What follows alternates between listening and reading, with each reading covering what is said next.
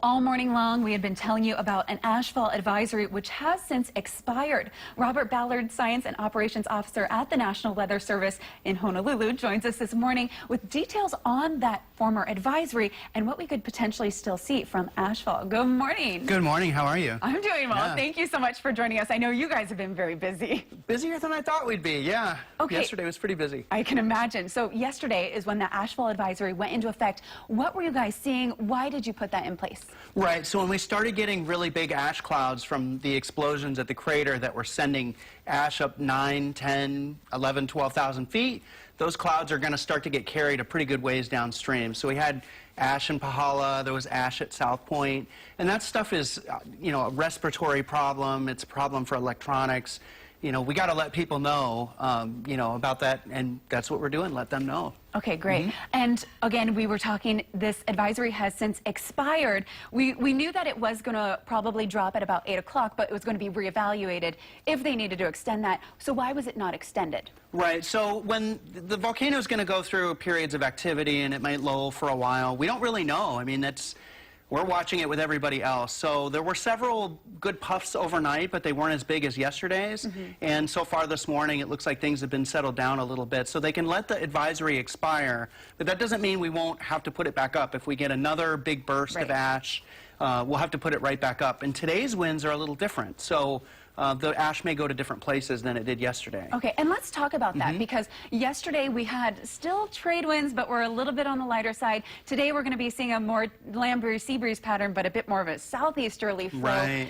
But then trades back tomorrow. So how will all the different weather patterns impact it if this does ramp up? And let's start with today, with the land breeze, sea breeze pattern. Sure. So these ash clouds they can be big and tall. It depends on how big the explosive eruption is.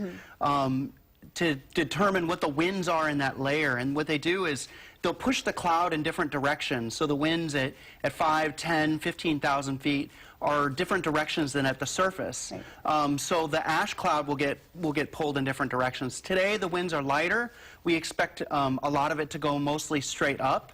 But there is a chance that some of it may get pulled a little more inland or a little bit more toward the north. If the explosion were to be big enough, we'd see more ash maybe in the Puna district today. Right, because aloft we have those winds, it looks like coming out of the southeast. That's right. Okay, so for more so tomorrow then, with the trade winds returning, if this did ramp up then tomorrow, where would that be different for landing? Yeah, so then we would see things return to like what they were yesterday, where we saw the ash and the particles go more toward the southwest, down back toward Pahala and Punaluu and down toward South Point. Now again, if the explosion were large enough, the winds up at 10, 15, 20,000 feet are different.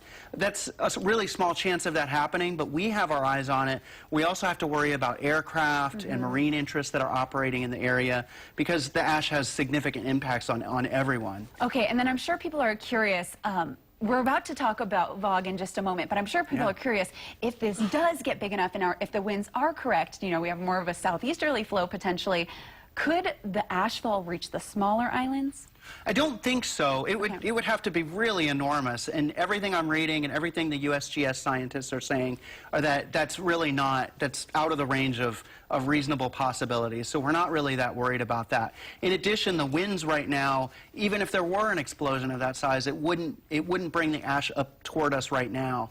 But as always, we're monitoring the wind conditions both at the surface and aloft to try to keep an eye on what's going on and what the possibilities are. Okay, good to know. Okay, so maybe not seeing the ashfall having potential to reach us, but the VOG actually does. So we're looking at the VMAP right now. This is a product from the University of Hawaii. What can we see from this right now, and what are we expecting VOG-wise today and tomorrow with the lighter winds? Yeah, so now just to make everyone clear that the VMAP is tracking the SO2. It's tracking the near surface gases and not so much the volcanic ash. But we can use the low-level flow to trace where that's going to go, and that's what the VMAP does. So some of that will get carried up our way on that east-southeast winds that you were talking about. We could see another episode like we did on Friday, kind of a quick hit where it might be a little more intense than usual. There's a lot more emissions coming out of the volcano than there were prior to this all starting. Right. So a lot of people mentioned on Friday, they said, wow, it got bad really fast. And then we got the trades back the next day to sweep that out of there. We might see a repeat performance. We're hoping not. We're hoping it stays to the south, but Oahu's going to be pretty close. I think some of the other islands are going to get into the VOG, and hopefully it won't last long. When the trades come back, it should push it out pretty quickly. Okay, and the quickest question, I know my director is trying to wrap me up, but we're hearing so many rumors about, potential explosion of the thermal plant or a huge tsunami. What would you say real quick to those who are hearing those rumors? Well, so we're encouraging everyone to listen to the authorities, listen to the scientists that have been studying Kilauea for years, and just keep an eye on things. Make sure that you're paying attention and following those recommendations. Okay, perfect. Thanks so much, Bob, for joining us. Again, Robert Ballard from the National Weather Service. You're the best. Thank you, and keep up the amazing hard work you do. Thank you. You too. All right, so much more when we come back. Stay with us.